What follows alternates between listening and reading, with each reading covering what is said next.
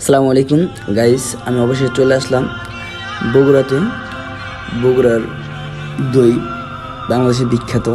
তো এটা অনেক আগে থেকে শুনতাম, তো অবশেষে আজকে চলে আসলাম বগুড়া দই খাইতে। তো দেখতে পাচ্ছেন বগুড়া দই।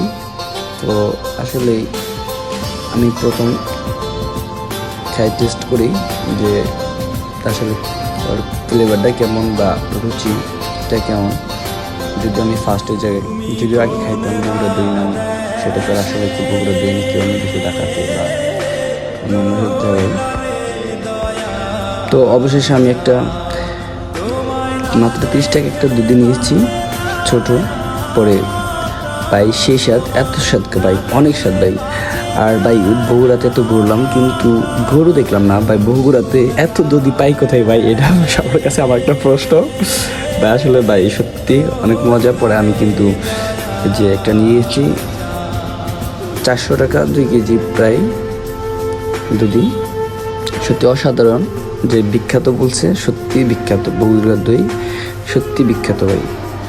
মানে আমার খাওয়ার লুক দেখলে আপনি বুঝতে পারেন যে আসলে কতটা টেস্ট হয়েছে। আমি ইচ্ছা করে যে আবার আসতে বগুড়া দই খাইতে।